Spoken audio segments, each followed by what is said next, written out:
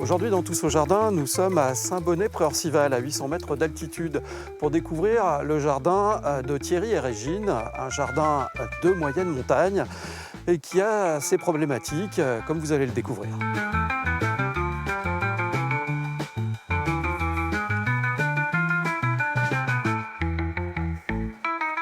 Oh, des tomates, elles sont belles. Les tomates. Alors Thierry, un des meilleurs outils pour le jardinier en moyenne montagne, c'est la serre. Hein. La tomate est originaire d'Amérique du Sud, des climats plutôt chauds, plutôt humides. Et si on veut faire des tomates ici, il faut une serre. Alors on peut en faire aussi en extérieur, mais elles arriveront un petit peu plus tard, forcément. La serre, c'est bien, c'est pratique, parce qu'on peut garder la chaleur pendant la journée et la garder un petit peu pendant la nuit. Alors tu as des variétés adaptées au climat que tu as sélectionnées? Alors ce qu'on remarque, c'est que chaque année, on a des tomates qui viennent plutôt mieux que d'autres. Donc on finit par en abandonner quelques-unes.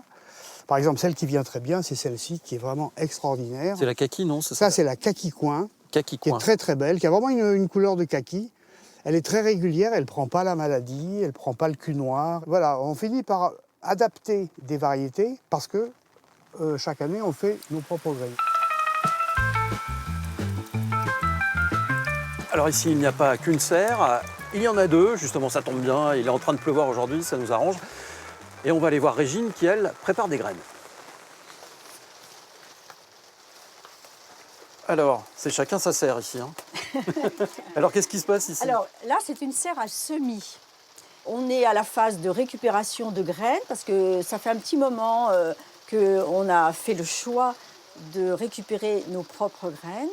Thierry a parlé des tomates. Les tomates, ça fait 10 ans qu'effectivement on récupère les graines de tomates. Mais là, on s'est mis à récupérer des graines de persil, de carottes et de choux, etc., etc. Alors pourquoi ce choix de faire soi-même ces graines? Alors la première, c'est que les graines sont très chères.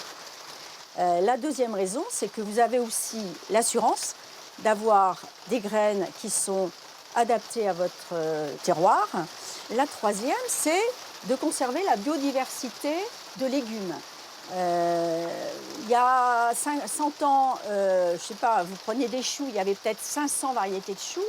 Actuellement, il n'en existe plus que 28 sur le marché.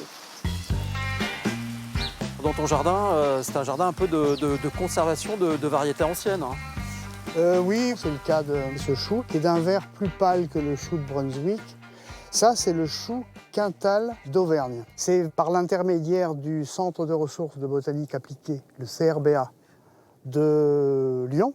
Et ils ont dit, on a retrouvé des graines à l'Institut Vavilov à Saint-Pétersbourg, qui était réputé pour sa taille, son poids, et puis le fait qu'il était utilisable notamment pour faire un légume lacto-fermenté type choucroute.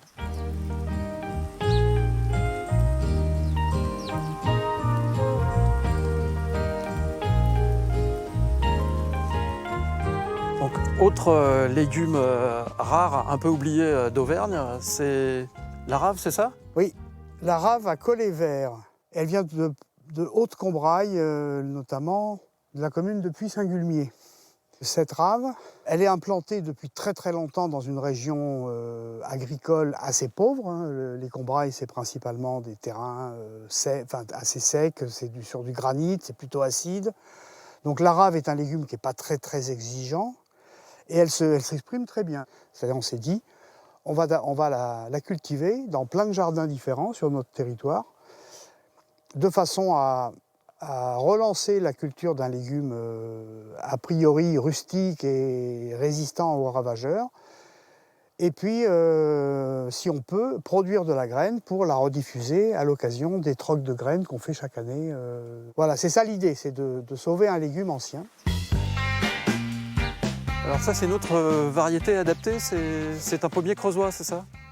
Oui. Cette variété de pommes, on l'a récupérée dans la Creuse. Elle s'appelle la belle-fille de la Creuse. Ça nous semble un pommier très intéressant parce qu'il fleurit très tard. Il fleurit bien 15 jours à 3 semaines après les Saintes Glaces, c'est-à-dire après la période du 10 mai, 11 mai, par là. Avec cette variété, on est un peu à l'abri des coups de gel qui arrivent quand les pommiers sont en fleurs. Comme ça à la volée. Voilà. Alors, ces légumes un peu oubliés, ces légumes particulièrement adaptés au climat de la moyenne montagne, ici dans le jardin de Régine et Thierry, eh bien, figurez-vous qu'ils n'en sont pas avares et qu'ils les donnent même lors de troc-plantes ou de manifestations au printemps. Ça sera l'occasion de revenir avec tous au jardin.